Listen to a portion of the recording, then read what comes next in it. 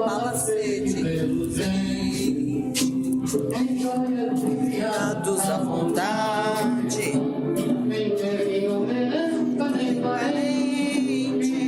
sombra de automóvel na cidade, e o povo já pergunta com maldade: onde está a honestidade? Onde está a honestidade? E o povo já pergunta com maldade: onde está a honestidade?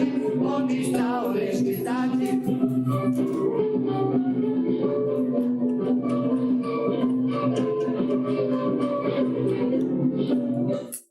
Onde está a honestidade, do grande Noel Rosa. Exercício número 1, baseado no conto de João do Rio, O Homem de Cabeça de Papelão.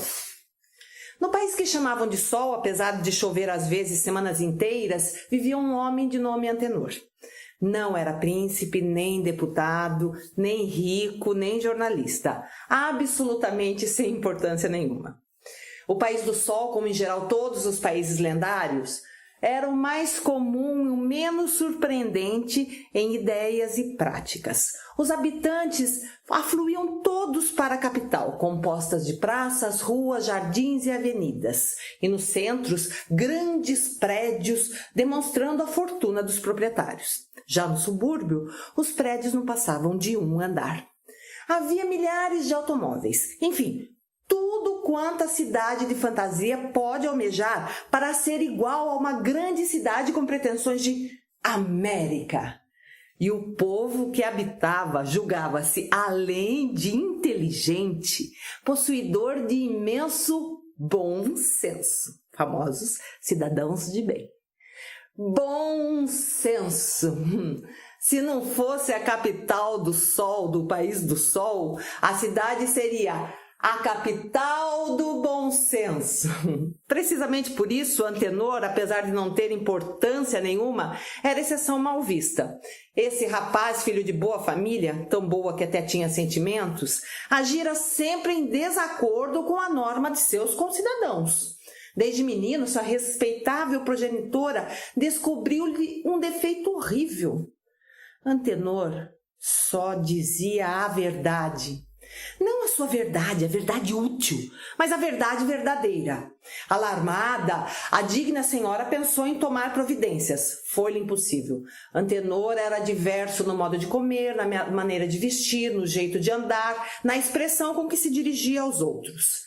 Enquanto usara calções, os amigos da família consideravam-no um enfant terrible. Enfant terrible. Sim, porque no país do Sol falavam francês com convicção, mesmo falando mal.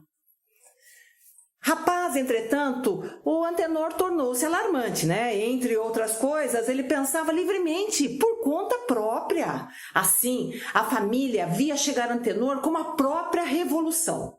Os mestres indignavam-se, porque ele aprendia ao contrário do que ensinavam. Já os amigos odiavam-no. Os transeuntes, vendo-o passar, sorriam.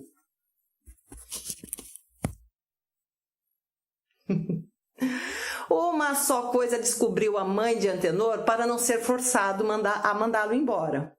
Antenor, nada do que fazia por mal. Ao contrário, era escandalosamente, incompreensivelmente bom. Aliás, só para ela, né? Para os olhos maternos.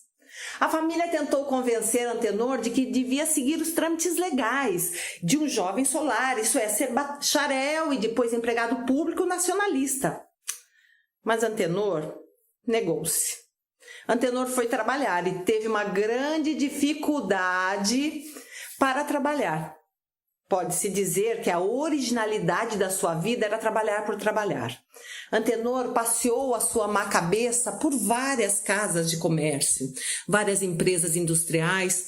Ao cabo de 1 ano, 2 meses, Antenor estava na rua. Mas por que demitiam Antenor? Ele não tinha exigências. Era honesto como água, trabalhador, sincero, verdadeiro, cheio de ideias. Até alegre. Qualidade raríssima no país onde o sol, a cerveja e a inveja fazia bilhões de biliosos raivosos. Mas companheiros e patrões prevenidos, se a princípio declinavam hostilidades, dentro em pouco não o suportavam. Um dos seus ex-companheiros explicou certa vez: "É doido? Tem mania de fazer mais que os outros. Estraga a norma do serviço e acaba não sendo tolerado." Mau companheiro. E depois, com ares... O patrão do último estabelecimento que saíra ao rapaz respondeu à mãe de Antenor: "A perigosa mania do seu filho é pôr em prática ideias que julga próprias." "Prejudicou-lhe, senhor Praxedes?" "Não, mas podia prejudicar, sempre altera o bom senso. Depois, mesmo que seu filho fosse águia, quem manda na minha casa sou eu." Antenor, com fama de perigoso, insuportável, desobediente, não pôde obter emprego algum. Antenor ria. Antenor tinha saúde. Todas aquelas desditas eram para ele brincadeira. Estava convencido de ter razão e de vencer. Ai, Antenor, ele tentou tudo na cidade. A digníssima sua progenitora desculpava-o ainda. "É doido, mas bom." Os parentes, porém, não o cumprimentaram mais.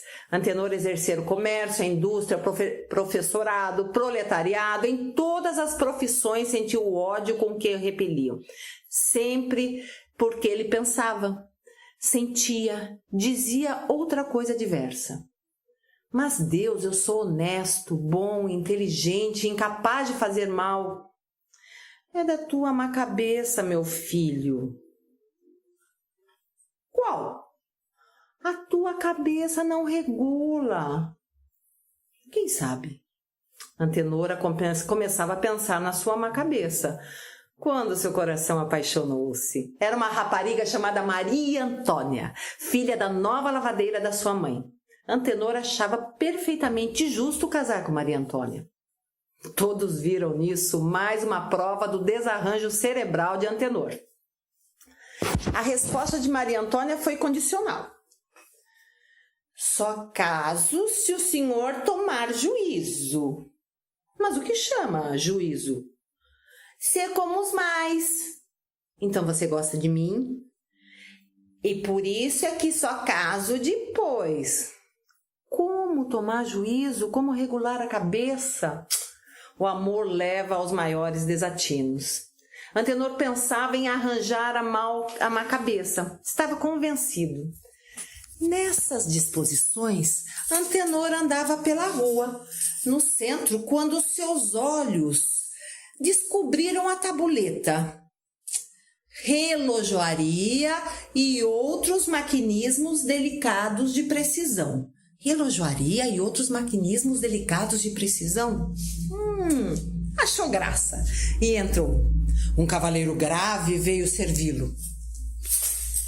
"Traz algum relógio?" "Trago a minha cabeça." Desarranjada." "Dizem-no, pelo menos." "Em todo caso, há tempo?" "Desde que nasci." Talvez imprecisão na montagem das peças. Não lhe posso dizer nada sem observação de 30 dias e a desmontagem geral. As cabeças, como os relógios, para regular bem... Antenor atalhou. "O senhor fica com a minha cabeça?" "Se a deixar..." "Pois aqui tá. Conserte-a." O diabo é que eu não posso andar sem cabeça." "Claro, mas enquanto arranjo, empresto-lhe uma de papelão." "Regula?" "É de papelão", explicou o honesto negociante. Antenor recebeu o número da cabeça, enfiou-a de papelão e saiu para a rua.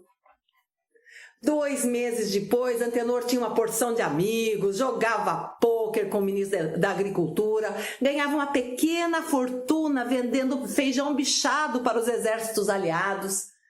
A respeitável mãe de Antenor via-o mentir, fazer mal, trapacear e ostentar tudo que não era. Os parentes, porém, estimavam-no. E os companheiros tinham garbo em recordar o tempo em que Antenor era maluco. Antenor não pensava, Antenor agia como os outros, queria ganhar, explorava, adulava, falsificava. Maria Antônia tremia de contentamento vendo Antenor com juízo, mas Antenor, logicamente, desprezou-a, propondo um concubinato que o não desmoralizasse. No centro operário, a sua fama crescia. Querido dos patrões burgueses e dos operários, foi eleito deputado por todos e especialmente pelo presidente da República, a quem atacou logo, pois para sua futura eleição o presidente seria outro. A sua ascensão só podia ser comparada à dos balões. Antenor esquecia o passado, amava a sua terra, era modelo de felicidade, regulava admiravelmente. Passaram-se assim anos. Então, Antenor passeava de automóvel pelas ruas centrais quando seus olhos deram na tabuleta do relojoeiro. E ele veio à memória. Bolas! Eu me esqueci! A minha cabeça está ali há tempo! O que acharia o relojoeiro? É capaz de tê-la vendido para o interior? Não posso ficar toda a vida com uma cabeça de papelão? Saltou e entrou na casa do negociante. Era o mesmo que o servira. Há tempos deixei aqui uma cabeça. Não precisa dizer. Espero ansioso e admirado da sua ausência desde que ia desmontar a sua cabeça. Ah, fez Antenor. Tem se dado bem com a do papelão? Ah, sim. As cabeças de papelão não são más de todo. Fabricações por série, vendem-se muito. Mas a minha cabeça, vou buscá-la.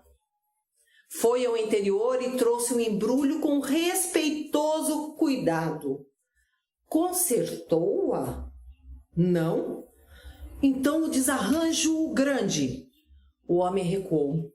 Senhor, na minha longa vida profissional, jamais encontrei um aparelho igual, como perfeição, como acabamento, como precisão. Nenhuma cabeça regulará no mundo melhor que a sua. É a placa sensível do tempo, das ideias, é o equilíbrio de todas as vibrações. O senhor não tem uma cabeça qualquer, tem uma cabeça de exposição, uma cabeça de gênio. Antenor ia entregar a cabeça de papelão, mas conteve-se. Faça o obséquio de embrulhá-la. Não a coloca? Não. Vossa Excelência faz bem. Quem possui uma cabeça assim não a usa todos os dias. Fatalmente dá na vista. Mas Antenor era prudente, respeitador da harmonia social. Diga-me cá, mesmo parado em casa, sem corda, numa redoma, talvez prejudique. Qual? Vossa Excelência terá a primeira cabeça. Antenor ficou seco. Pode ser que você profissionalmente tenha razão, mas para mim a verdade é a dos outros, que sempre a julgaram desarranjada e não a regulando bem. Cabeças e relógios querem-se conforme o clima e a moral de cada terra. Fique você com ela. Eu continuo com a de papelão. E em vez de viver no país do sol, um rapaz chamado Antenor, que não conseguia ser nada tendo a cabeça mais admirável, um dos elementos mais ilustres do país do sol foi Antenor, que conseguiu tudo com uma cabeça de papelão.